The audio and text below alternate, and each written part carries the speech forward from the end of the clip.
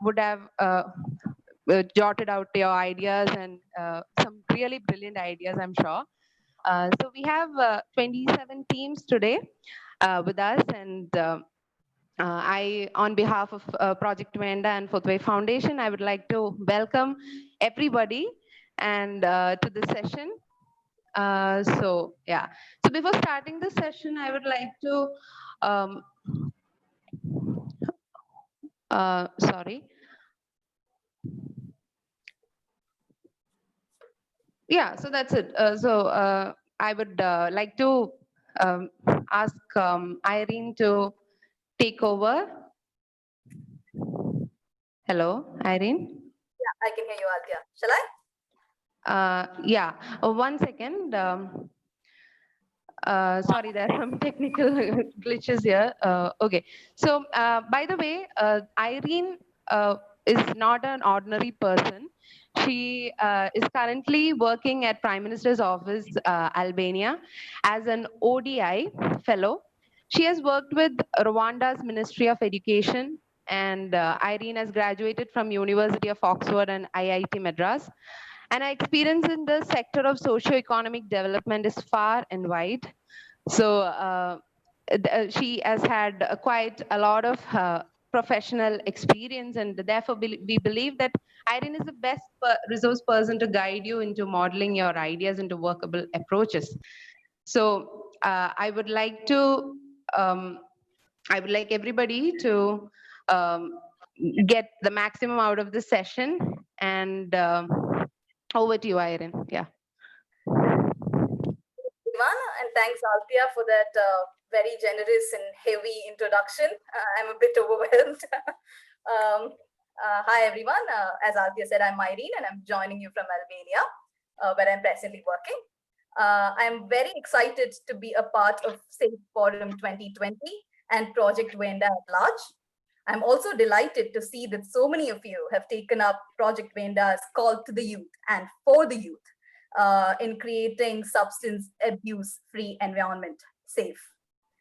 I'm sure all of you are here because you have different ideas, passionate ideas on how to confront the problem of substance abuse, and that you're passionate to discuss the topics proposed by VENDA, which I understand to be addiction and habit formation in teens and young adults. And the second one is the role of alternative pursuits among youth in creating a safe environment. I wish everyone the very best going forward.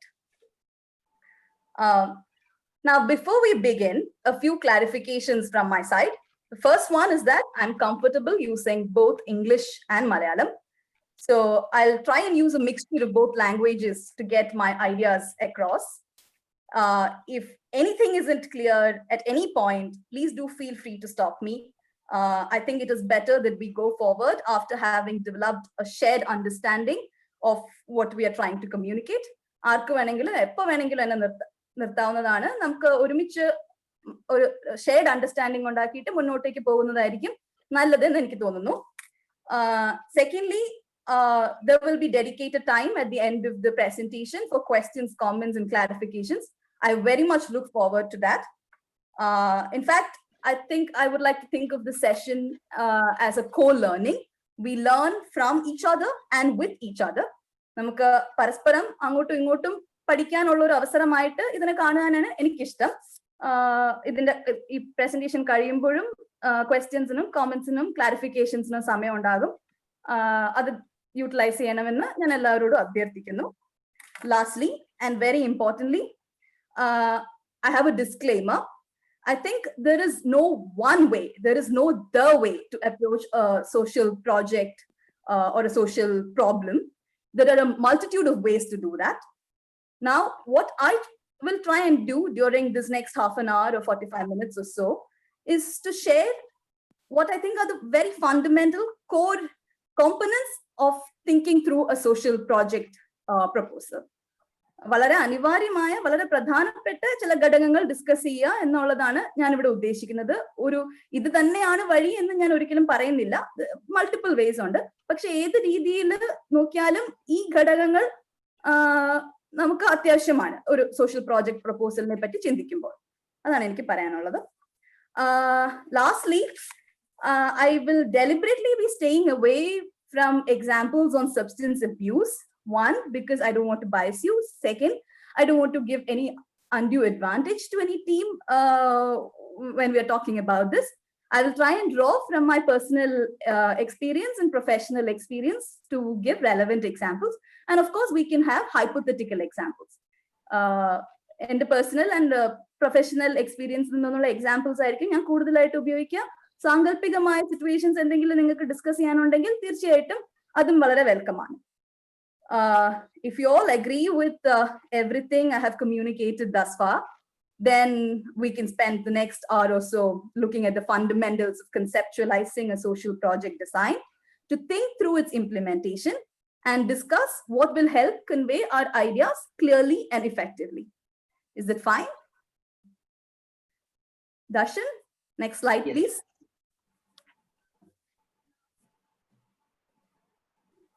Yeah, so this is the structure of the presentation. And these are, for me, the three main pillars of thinking through a social project design. So the first one is project rationale and approach.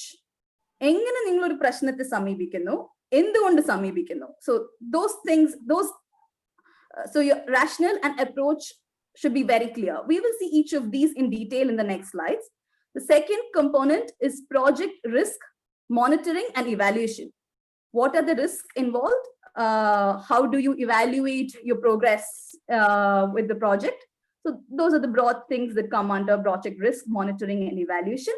And lastly, I think the term last but not the least is very important here, project budget. It's the last one, but it's definitely not the least. So the third one is the project budget. So we are going to see each of these three pillars in detail from the next slide. Can we have the next slide, please, Darshan?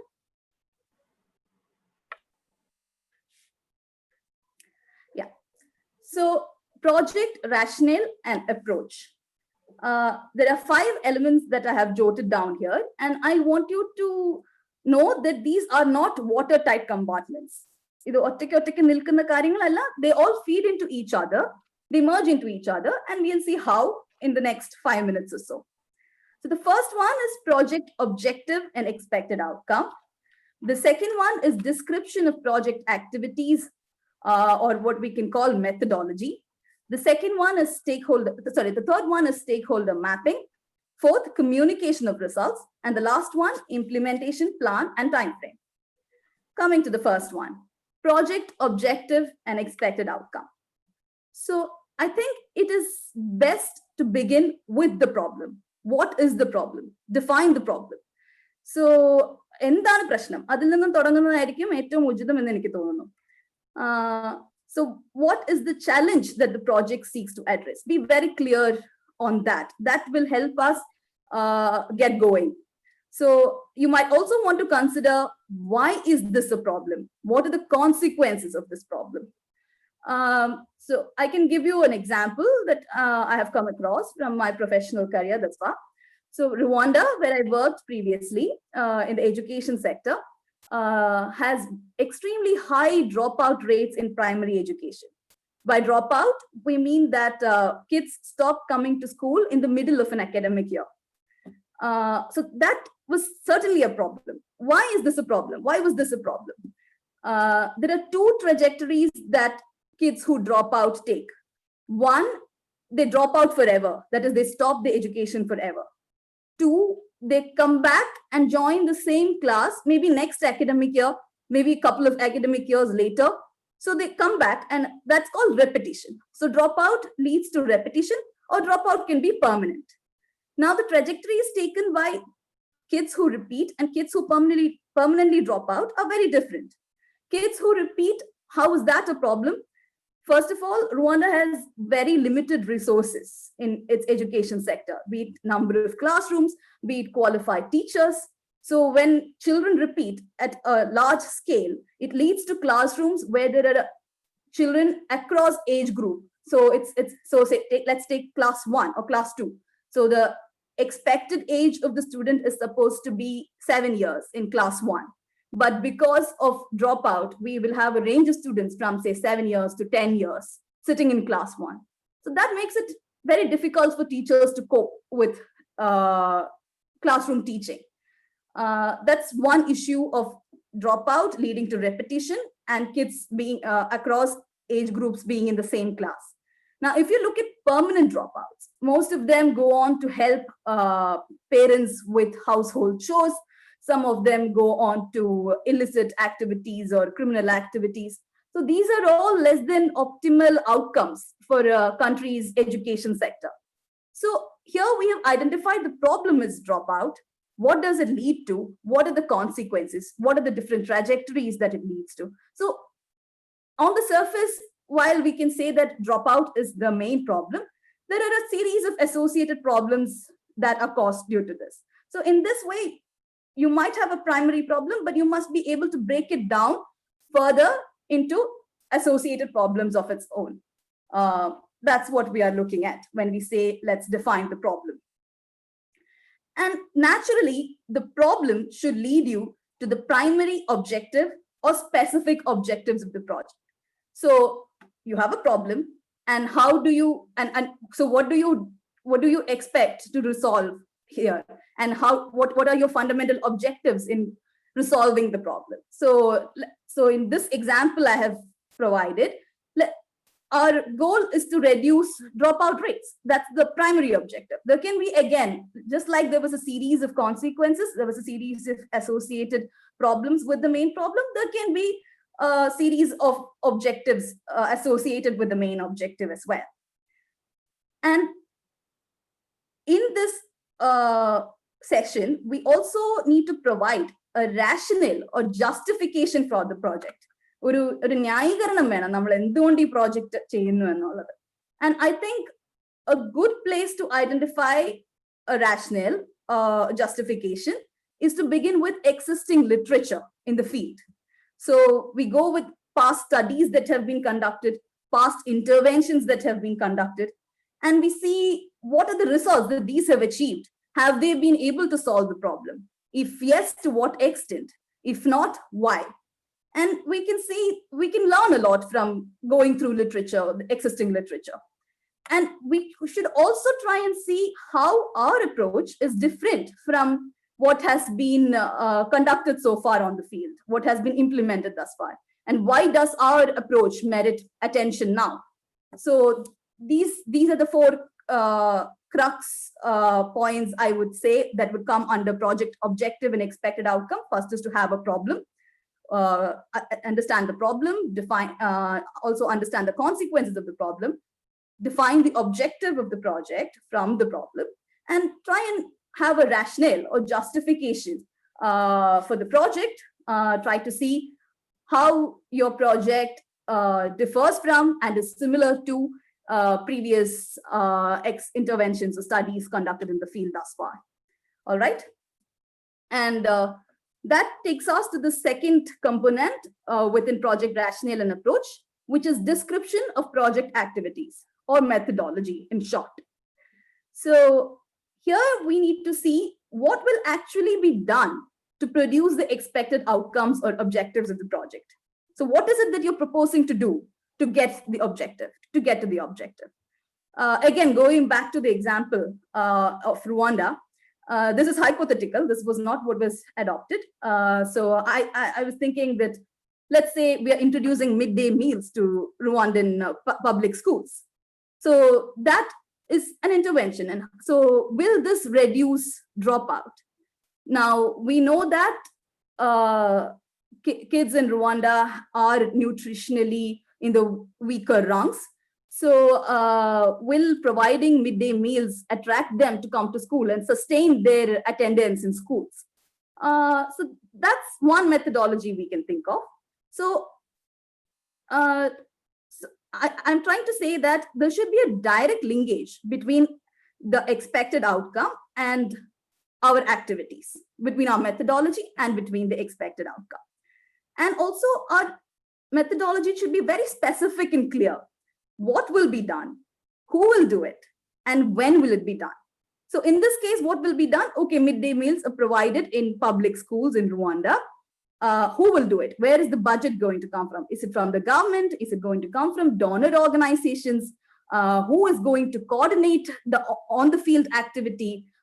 Is it the school management? Are parents going to be involved? Is it going to be completely free, or are parents to share a small portion of the cost? When will it be done? How long will the intervention run? Is it first going to be on a pilot basis for, let's say, 2 months or 3 months, and then we see if the results are encouraging, and then do we continue it? So all kinds of design and methodology can be thought of, and that depends very much on the specific goals and outcomes you have in mind. So that's essentially the methodology component of it, description of project activities, where we think through what needs to be done and who all will we engage. And that leads to the next one, which is stakeholder mapping. It's exactly where I stopped with. Who all are you going to engage in the project? Who all need to be engaged in the project? So organizations, individuals involved in benefiting from this project. So again, to take this example, so there was the Rwandan government at the central level, at the federal level. Maybe it could be tried out in one province, and if it's successful in that, it could be scaled up to other provinces in the country. So we have the central government, we have the state governments, we have the school management, we have parent-teacher committees, we have the children, of course, who are the primary beneficiaries, and are there donor organizations or civil society coalitions from outside who are going to monitor the implementation of this. So it can be a very varied landscape, the stakeholder mapping, but it is important to have thought through who all will benefit, who all are involved, and to what extent will they be involved? What will the specific contributions of each stakeholder be? So these are primary questions that need to be answered. The fourth one is communication of results. So there are a variety of forms that this can take. So essentially, it is about how would you communicate your goals, your activities, and results of the project with all the stakeholders you have identified in your mapping. And the nature of communication of results can vary from stakeholder to stakeholder. How you communicate with the government, for instance, might be very different from how you communicate with, say, the children, who are the primary beneficiaries. So it's really context specific. So while social media can be used to galvanize communities together, it could be more formal briefs with governments or donor organizations. So, but the main point to be understood here is that communication of results, not only at the end, but also throughout the implementation of the project, is very important. So there needs to be considerable thought put into how to go about disseminating information. Also, another issue that might be of very important, that might be of great relevance here, is the issue of consent, especially if you're planning to conduct surveys. How is consent obtained? For what is consent obtained? Especially when dealing with children. So these things should be thought through. And last, we have the implementation plan and time frame. This is very important because it ties up with a lot of things that we will see as we go forward. It's very important to have a very clear-cut idea as you begin conceptualizing the project itself as to the sequence of all major activities and implementation milestones. So it's not like a project has started, then it has ended, done. No, that's not the approach what we will be looking at. It is important to have intermediary milestones as we go along. So how do you keep track of that? How do you learn from what has been implemented, and how do you change things according to learning? So these things are very important. So to have a time frame in which you will see this project through, and to have all your major activities within this time frame, and to see what are the steps that will be taken to achieve these activities are very, very important. Next slide, please, Darshan. So that's about project rationale and approach, which was the first pillar in approaching a social project design. Now we are going to speak about the second pillar, which is project risk, monitoring and evaluation. So there are two components to this. One is the risk side, and the second is the monitoring and evaluation side. Now, let's talk about risk first. Now, any project would have its own risk, its own assumptions, its own implementation issues as you go along. It's unique to a project, but it is bound to happen. So what are risk factors? Generally speaking, we can say that it is anything that prevents the project from producing the expected outcome, that prevents you from getting to the objective. Risk can be broadly classified as, say, external and internal. For external risk, I don't think we need to look any further in these times. Just the global pandemic that we are living through that has disrupted not only projects but lives at large. So that's the external risk that no one foresaw.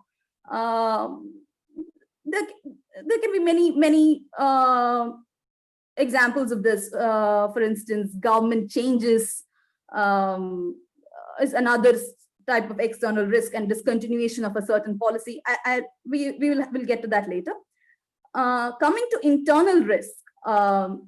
So you have thought through your project, you have designed it, but there can be risk inherent in the design. For example, I'll go to another example that I saw happening in Rwanda. So there was this attempt to capture real-time data from schools on student enrollment, on teachers being present, because teacher absenteeism, again, was another big issue. So the technological interface was developed. The teachers were trained to input data. Laptops were provided. Everything, infrastructure was in place. Everything was in place. So the teachers went back after the training, and it turned out that not many of them would actually key in the data. So that behavioral change, which was required, did not happen. That adoption of the technology did not happen. So that was a risk inherent in the design of the project. So how do you go about addressing that? So not only should we identify risk involved in the project, we should also propose risk mitigation measures to address the potential risk. So in this case, what could be the risk mitigation measure? One way to think about that, it is to incentivize teachers to do their job. It can be in the form of, say, social recognition, or maybe even monetary incentives. We don't know what works. So it's important that we think through. I think that stress is really on the fact that we have thought through and identified the risk involved, rather than focusing on the magnitude of risk per se. Of course, magnitude of risk per se is important, which we'll come to when we talk about feasibility of the project. But when we conceptualize the project itself, we have to think through what are the risks involved in the design, what can be the external risk. And a good way to begin to identify risk is to look at what are the things that you're assuming in the design. So like I said, for most national projects, there is an assumption that governments are going to continue with the same priorities throughout the course of their elected years, or even when the government change happens. So, which may not always hold true. I can give you two examples. One that's happening now is the merger of UK's Department for International Development, DFID, which was the International Development Agency of the UK government, which is now merged with the Foreign Common Office. So a lot of projects that the DFID was involved in, it was heavily involved in education sector in Rwanda, for example, will now be modified or maybe even dropped, we don't know, for prioritization of budgets that might go elsewhere. So that's an assumption that sometimes we take, that, okay, there is going to be continuity of donor funding, of government policies, which may not always hold true. So in that sense, this poses an inherent external risk. So that's about risk. So briefly, we have seen what the external risks are, what the internal risks are, how we can think through the risk, and how to propose risk mitigation measures. And now we come to the second component, which is monitoring and evaluation plan and indicators. This is a really key and hot topic in development circles, because as I said before, it's important that the intermediary outcomes of a project are tracked. It's not that a project begins and ends. That's no longer the case now. So how would you go about tracking, first of all, identifying what are the intermediary outcomes, and then tracking them through the course of the implementation? So you have an activity which is proposed in the implementation plan. You have to identify the responsible party or the relevant stakeholder, and you have to see what indicator which is measurable will capture the success or failure of this activity. And lastly, we have to also see what is the duration of the proposed activity. When will it begin? How long will it run? And when will it end? So these things have to be very, very clear. Now, the key issues when we talk about monitoring and evaluation, M&E for short, is that, to reiterate what I have already said, first one, the performance of the project should be tracked in terms of achievement of steps or milestones set forth in the implementation plan. Secondly, you have the final outcome. So how will we go about tracking the impact of the project in terms of assessing the final objective itself? What measurable indicators are you going to use? So going back to the dropout example, for instance, you have intermediary outcomes. Let's say we have started providing midday meals, and there has been a sustained increase in attendance over, let's say 3 months. So it can be the percentage of children who have started receiving midday meals in these 3 months. And if it shows an increasing trend, you have some evidence for it being positive. And if it is a project design that continues from year to year, then we can also look at, let's say net enrollment ratio, which is the number of kids enrolled in school divided by the number of kids in the particular age group. So let's say there are 100 students in class 1 totally, but this age of the number of kids who are 7 years old is, let's say, 50. So its net enrollment ratio in this case becomes 100 by 50, which is 2.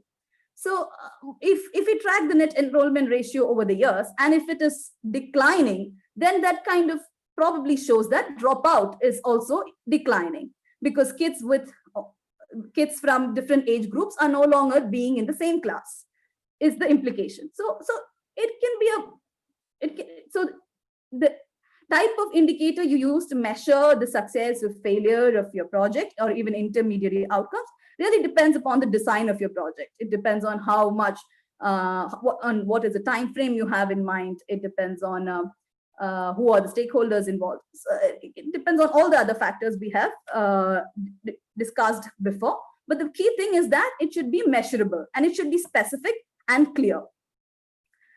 The third thing is to look at, when we talk about M&E, is to see that these mid-course correction and adjustment of the project design and plans should enable incorporating the feedback received into the final goal. So we go through these intermediary outcomes, we track them. Now, these can't be left alone. They should be incorporated into the design. We should learn from them, and that learning should be incorporated into the design to enable us to reach our final milestone. So I think that's increasingly becoming very important in development circles, to see, to have iterative, to have flexible plans that where we learn as we go along. So that's also very important. And the last one, when it comes to M&E, is to how to facilitate the participation of community members in project monitoring and evaluation process. Now, this is also very closely tied up with sustainability of results achieved, which is the next point on the slide. So I will elaborate it now so that we have some idea on sustainability already before going forward to that specifically. So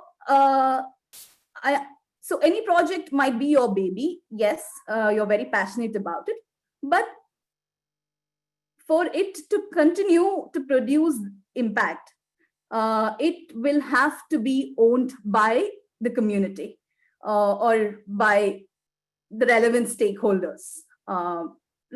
We can use it interchangeably, community or relevant stakeholders in this case.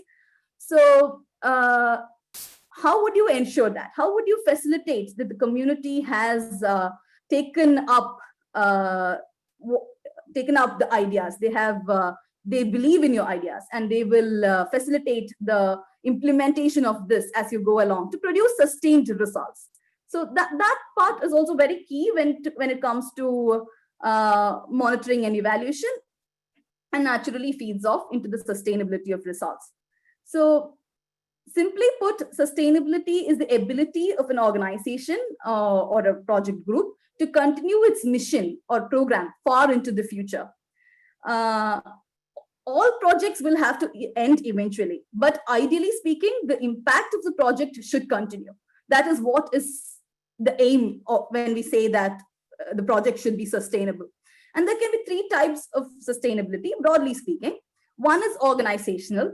So how will the project team itself continue to function after the project?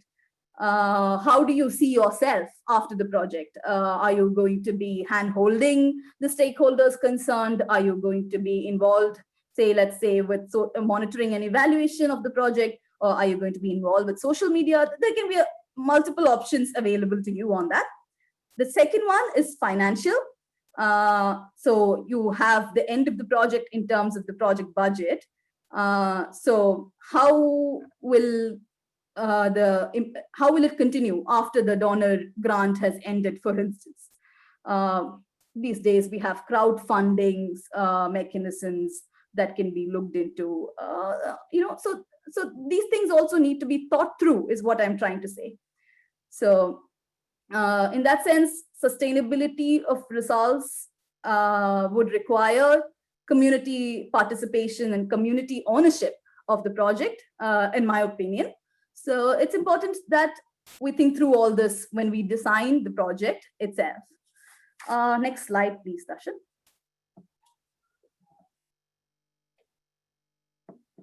Yeah, the third pillar and a very crucial component, the project budget. Fairly simple. We have to keep it realistic. We have to keep it straightforward. We have to keep it non-burdensome. Now, for huge projects, say at national levels, we need to also see where our resources are coming from. It could be from multiple stakeholders, say from donor organizations, civil society, government. So we need to map all that in the financial details. That's the first box.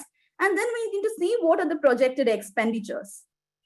For each activity in the implementation plan and time frame we have mentioned, it is important to think through how much it would cost. How much would monitoring and evaluation cost? How much would how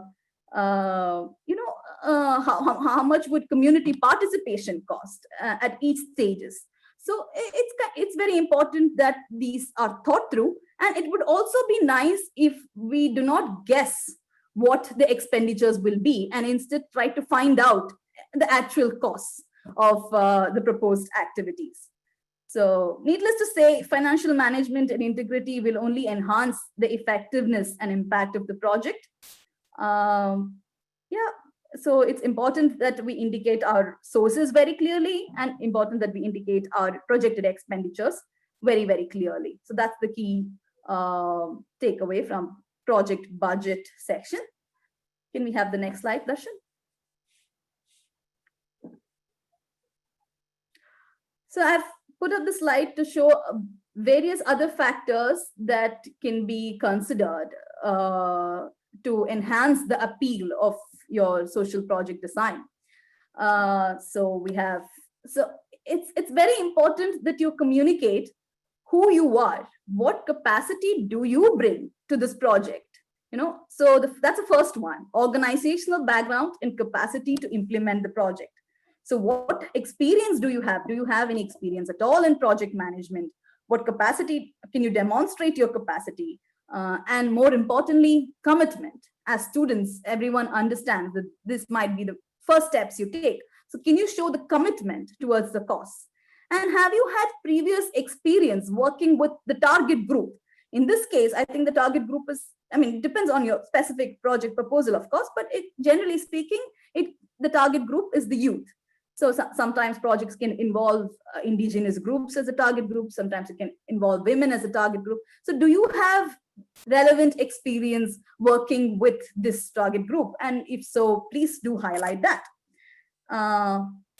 So that's the first one. Why do you think you can deliver this project? Second one, I think I already mentioned this briefly, feasibility, when we mentioned this briefly when we discussed risk. So I mean, I said that if the risk is too much, obviously the project is not going to be feasible. Now, the simple idea behind feasibility is that, does the project require too much resources? If yes, then it might be a no to go ahead with the project. So is the project worth the investment that we make? Do the benefits from this project outweigh the costs? These are the broad considerations under feasibility. It can be broken down into three components. Is it technically feasible? Is it legally feasible? And is it economically justifiable? Economically justifiable, I already covered. Do the benefits outweigh the cost? That's economic justifiability.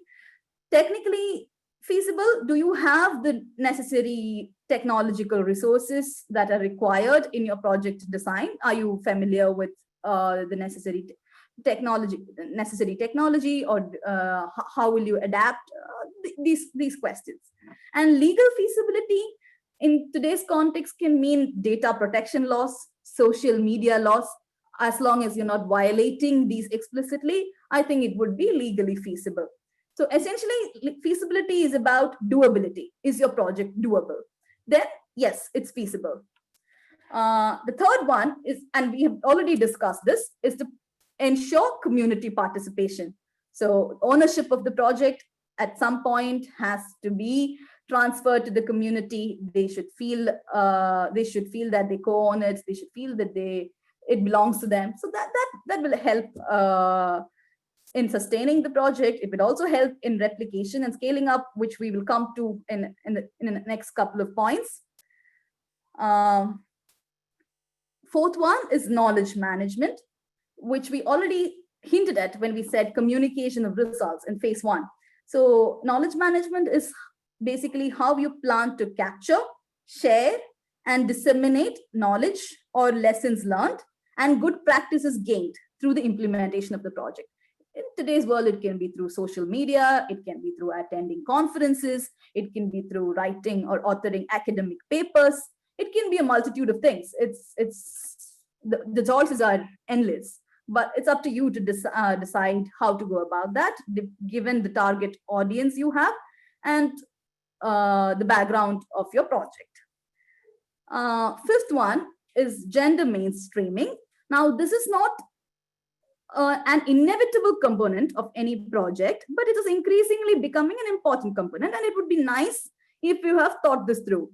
Now, some projects would require completely different requirements for men and women, or for, let's say, girls and boys.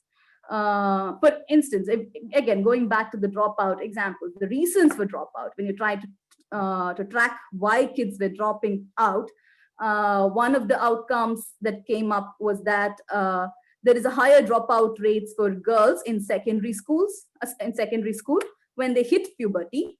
So the solutions to that would be to provide better toilet facilities in schools for girls. And in that sense, it was unique to the girls, girls. So it's in some project context, it becomes important, it becomes more relevant to have targeted interventions based on gender with focus on the women's or girls' side. So that's what is meant by gender mainstreaming. And the last one is replicability and scalability. Though I have put it together, it's slightly different. How it's different is that replicability is essentially asking, can the same project be exported to another location? So you have an intervention in Rwanda, let's say, can it be exported to, say, Kenya, its neighbor? So here, the relevance of local context come to play. So is the degree of dropout as a problem the same in both Rwanda and Kenya? We don't know. We will have to study. Are the cultural norms similar? Are the stakeholders similar? For instance, does Kenyan school parental committees, are they as strong as Rwanda? So there are a lot of factors that can be different based on the context. And these things need to be studied before we decide that we can replicate, let's say, project A happening in country X to country Y, or even between countries. For instance, what is applicable in Kerala would not be applicable, say, let's say in Bihar, because the socio-economic conditions are very different. So that's essentially what is meant by replicability. Can the same project be exported to another location? So what local context should we study before we can say a yes or a no? And the last one is scalability. Simply put, scalability is trying to say we have a project for 100 people, and how can this be scaled up for, say, 1,000 people? And if yes, what are the additional costs involved? How easily scalable or how not easily scalable is this? So that very much depends upon what additional resources and what additional resources we need, what organizational capacity do we have. So that's to think through the problem of think through the idea of scalability. So can it be extended? Can it go from, say, a 10% project to a 100% project in X amount of time? That's what is meant by scalability. So until now, whatever we have seen, I think, are very, very crucial, essential components to a project, social project design. The next slide, Darshan, can we have the next slide? Yeah. So this is not a crucial component. This is just to give you a flavor of an approach, PDIA. It stands for problem-driven iterative adaptation. Now, PDIA is fast gaining currency in development circles, especially in governance sector. It is a step-by-step approach to break down complex problems. I don't think it will be of use in the next week, because it's a fairly deep diving task to understand PDIA. But I think in the long run, it will be helpful, or if it interests you to know more about it, I have provided links on the same in the last slide. So essentially, PDIA talks about having a flexible approach towards problem solving. It kind of encapsulates whatever we have talked about until now. We have said that when you start defining a problem, when you start looking at a social problem design, we should begin with the problem, which is problem driven. It is iterative in the sense that we learn from what we have done and we incorporate it into our project design as we go along, and we come to a final solution by learning by doing. That's the core idea. So in that sense, it's iterative and it's adaptive. You learn from the failures, you learn from the successes, you incorporate the good elements, you see why something has not functioned, you try and learn why it has happened, and you make changes as you go along. That's the main idea behind PDIA. It was a concept developed by professors in Harvard, Lan Pritchett, Michael Woodcock, and Matt Andrews. So if you would be personally interested to know more about PDIA, there's a link in the reference slide. Yeah, so my intention here is just to give you a flavor of what PDIA stands for, how it enables flexibility, and how to think through complex social problems. Next slide, please, Darshan. Yeah, so this is trying to summarize everything we have seen thus far.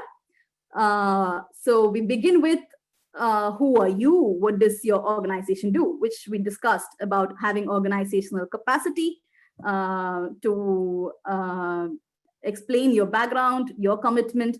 And the next one is, what do you expect to accomplish with this project? What is your objective? What is the final outcome we are looking at? Why do you think it will work? Your rationale, your justification for the project. What are the risks you can foresee? We already discussed this. Risk mitigation measures need to be proposed as well. What outcomes do you expect to cost? Again, that's something we saw. What is the problem? Of course, that's where we began from. How will you evaluate success? We talked about monitoring and evaluation. What will you do? What is your motivation? We talked about methodology, where we describe what activities are proposed in detail. And then who will do the work? Why are they qualified? Again, this is very much linked to the first circle. Who are you? What does your organization do? And the next one is, what resources do you need? We talked about this in project budgeting. What resources do you bring to the project? And that's part of your motivation as well. So that's a summary slide where you can do a quick checklist of whether you have covered the main aspects of a project design.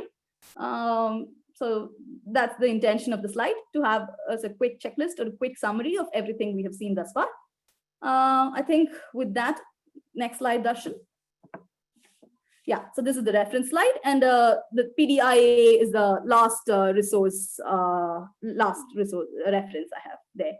So, I mean, yeah, if you want further readings on that, the other two links also would be helpful on how to develop a project design. So I think with that, we are done with the presentation, and I would like to open the floor for questions, comments, and clarifications, please.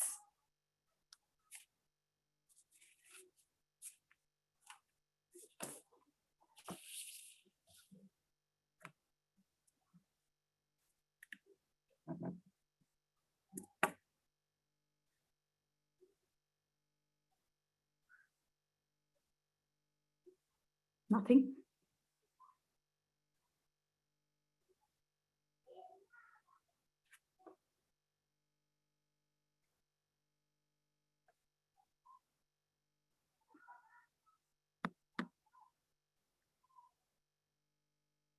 Any questions, comments, clarification? That can be anything.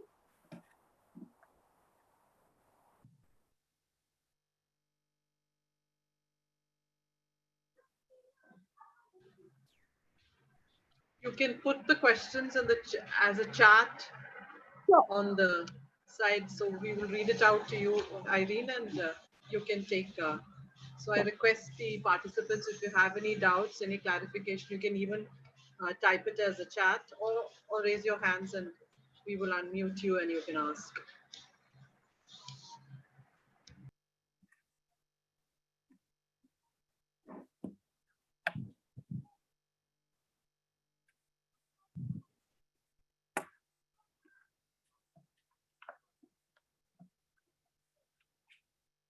Participants, you can type in your messages in the chat box and we can read it out and clarify your doubts.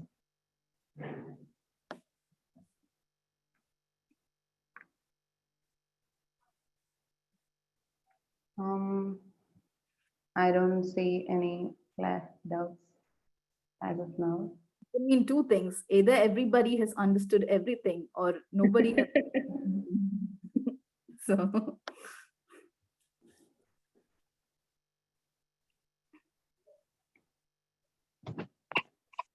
Anyone? I see Sanjana putting her hands up. Yes, hi Irene. Thank you for this session. One question that I have is, what if the business ideas that we have, if we are talking about a social enterprise as such, if we don't want to depend entirely on funds from foundations or other donor organizations, and we want to monetize as such. So if we want to do something which is sustainable financially without much dependence on external sources of income, so how do we think about monetization models in a social venture? So this is exactly not related to this problem. This is generally about in a general question. Yeah, social enterprises are a bit trickier, and I must first of all say that I have very little experience on social enterprises or social ventures per se. Right. I think crowdfunding and other platforms of social ventures are increasingly becoming common, and I don't know if you can ask professors at B schools for guidance. That might be a very good beginning point, I think, to develop your ideas on social enterprises further. Um, and when it comes to I think the best thing to begin any project is to always have it on a pilot basis. And if the pilots are successful, take it forward. So maybe begin on a smaller scale for a smaller duration of time, if that is feasible, and then try to see where it goes forward. Would that make sense, Sanjana? Yes, definitely. Yes, thank you. Thank you, Sanjana. So is there anybody else who would like to ask a question or clarify any sort of doubts? നിങ്ങൾക്ക് മലയാളത്തിൽ വേണമെങ്കിലും ചോദിക്കാം, അതാണ് comfortable എങ്കിൽ. മലയാളത്തിലാണെങ്കിലും ചോദിക്കാനുള്ള ക്വസ്റ്റ്യൻസോ അല്ലെങ്കിൽ എന്തെങ്കിലും ഡൗട്ട്സോ clarify ചെയ്യാനുണ്ടെങ്കിൽ ഇപ്പൊ ചെയ്യാം.